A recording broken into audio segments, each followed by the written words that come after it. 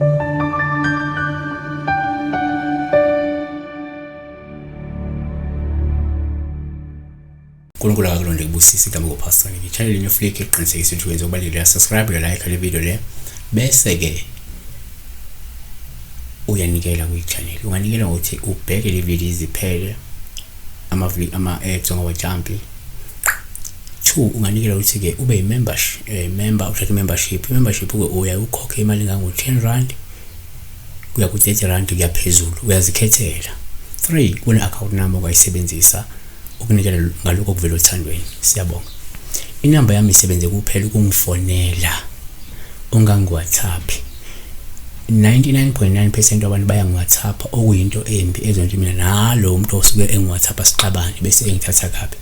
Because ayikho ikhampani ne-institution ethi fona ngesikhathi leso ufona ngesikhathi sakho, noma ethi ungawusebenzisa email bese usesa email wena, noma mayithi sendisa ama-SMS. Kukhona amakhampani athi don't send ama-SMS. When you send SMS you expect what? So ethi bazamile Ntomfuthi 6882 uthi amen pastor. Ngicela ubuza ukuthi kusho ukuthini uphupha unezinyawo ezinemkenke enodaka. Kusho inyawo zakhe zingcolile zinomqedabo imkebe igazukile imkenke. Kodwa ke obvious upha olubi ngoba phinde zingcolile nenyawo zakhe. Kodwa ke sesibheke lo mkenke, sifocus emkenkeni. Number 1, noma uphupha umkenke kupha olubi uma ugcwele izandla ngeze kubona izandla zinomkenke. Lokho kusho ukuthi uzolahlekelwa, lokuthi uzoba nezinkinga zezezimali.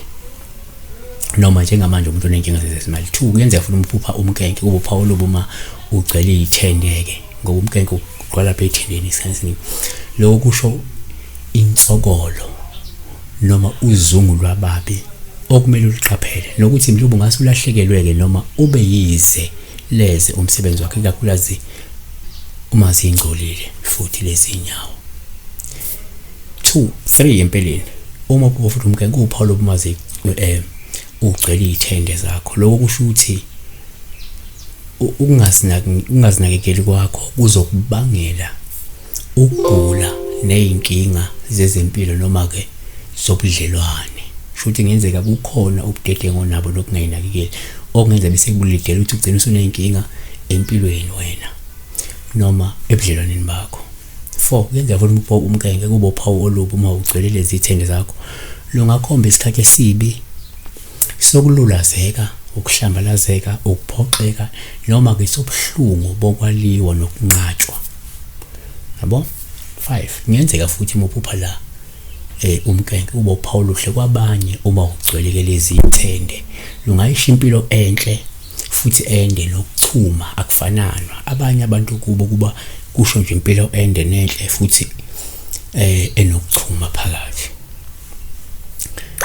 6 futhi kuyenzeka uma uphupha umkenke ube uphawu luhle kwabanye uma ugcwele ithende. Lusho ukuthi uma ukuthi uyagula njengamanje angeke usafa wena, uzolulama uphinde uphile isikhathi eside. Ngenzeka ubone inyawo zakho sezinomkele kanti umuntu ogulayo ukuthi ngenzeka uzolulama. Asithi ke la number 7 uma futhi umkenke uphawu luhluma uphola, ngenzeka uyabona usiyaphola, uyavaleka izandleni noma uyavaleka lezo nyawo.